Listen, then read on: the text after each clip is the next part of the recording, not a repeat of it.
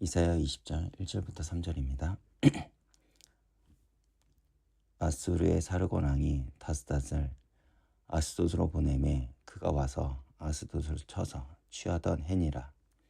그때 여호와께서 아모스의 아들 이사야에게 말씀하여 이르시되 갈지어다 내 허리에서 배를 끄르고 내 발에서 신을 벗을지니라 하시매 그가 그대로 하여 벗은 몸과 벗은 발로 다니니라. 여호와께서 이르시되 나의 종 이사야가 3년 동안 벗은 몸과 벗은 발로 다니며 애굽과 구스에 대하여 징조와 예표가 되었느니라. 이사야 19장은 애굽을 향한 예언을 기록하고 있습니다. 그리고 그 예언은 무엇입니까? 애굽에 대한 심판입니다. 그리고 20장은 19장에 이어 애굽에 대한 경고를 말씀하고 있습니다.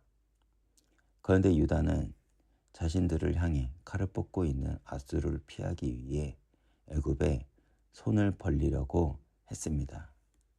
사실 이때 당시만 해도 애굽은 힘을 키워가는 중이었습니다. 당시 아수르는 세계의 강국이었습니다. 그래서 눈에 보이는 국제 정세 속에서 애굽의 손을 잡으면 아수르를 견제할 수 있을 것이라 생각을 한 것입니다. 그러나 하나님께서는 그것을 원하지 않으십니다. 왜 그렇습니까? 신명기 17장 16절에 하나님은 애굽과 가까이 하지 말라고 말씀하셨기 때문입니다. 그런데 유다는 그 말씀을 어기고 애굽을 의지하려고 합니다. 유다는 하나님의 말씀을 의지하기보다는 당장 상황을 벗어날 수 있는 눈에 보이는 선택을 한 것입니다. 20장 1절을 보면 아수르의 사르곤 왕이 다르단이란 장수를 아스돗으로 보냅니다. 아스돗은 블레셋의 도시였습니다. 그 도시가 아수르로 넘어가던 해에 하나님이 이사야에게 나타나셔서 허리에 배를 끄르고 신을 벗고 다니라고 하십니다. 즉 옷을 벗고 다니라는 것입니다.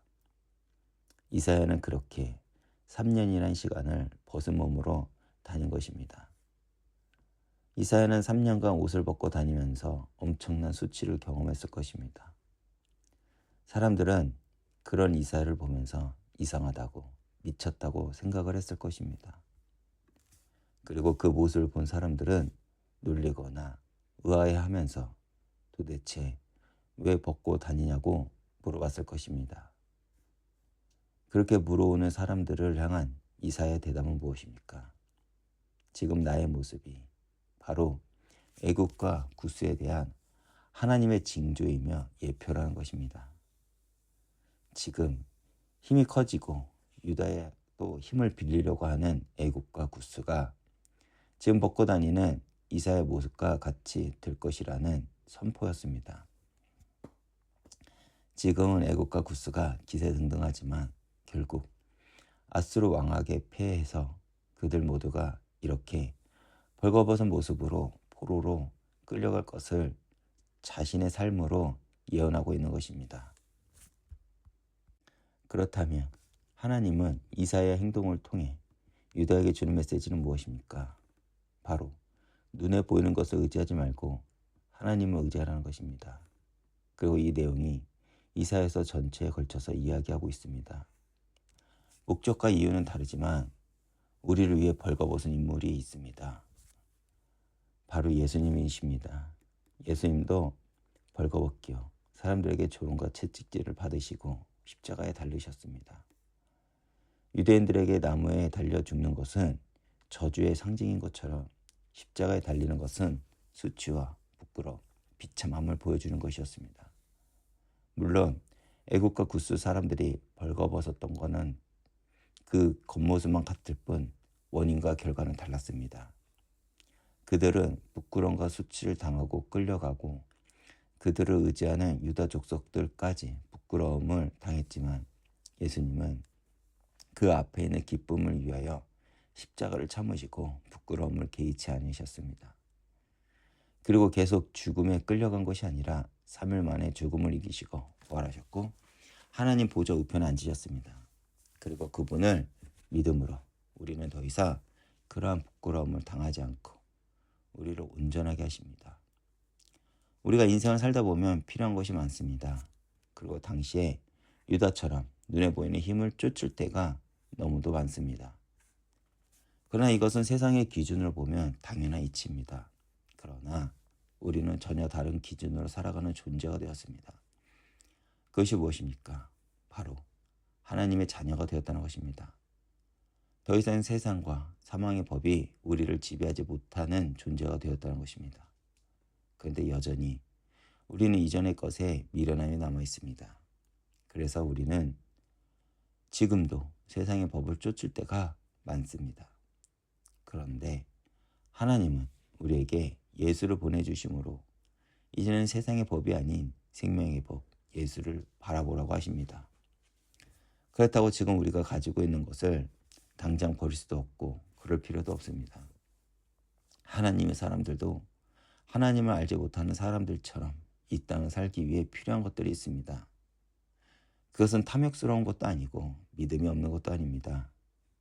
다만 하나님의 사람들은 하나님께로 돌아가는 궁극적인 목적을 향해 걸어가는 여정 속에서 필요한 것을 하나님이 기뻐하시는 그 뜻 안에서 취하고 하나님이 기뻐하시는 목적 안에서 사용하는 것입니다. 그런데 우리는 알고 있습니다. 때로는 그 수단과 도구가 우리의 목적이 되어서 우리를 하나님과의 관계를 무너뜨릴 때가 있다는 것입니다. 그래서 그럴 때에 때로는 오늘 이사야 20장에서 이사야가 벌거벗었던 것처럼 하나님께서 우리의 손에 있는 것을 가져가실 때도 있습니다.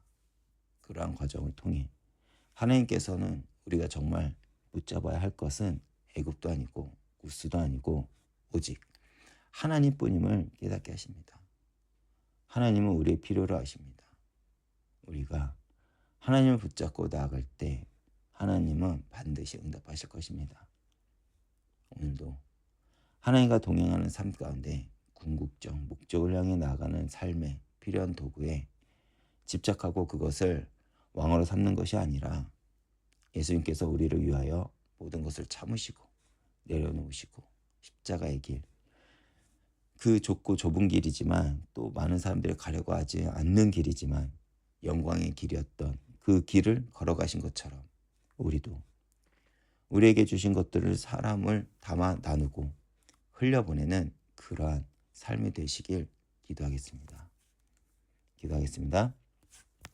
주님, 눈에 보이는 애굽을 의지하는 것이 아닌 오직 주님만을 의지하게 하옵소서. 우리를 위하여 십자가에서 모든 수치를 당하신 예수님을 따라 걷게 하옵소서. 주님이 주신 것들이 우리의 우상이 되지 않고 도구로 사용되게 하시며 우리가 받은 그 사랑을 나누고 흘려보내는 예수님 닮은 삶이 되게 하옵소서. 예수님 이름으로 기도했습니다. 아멘.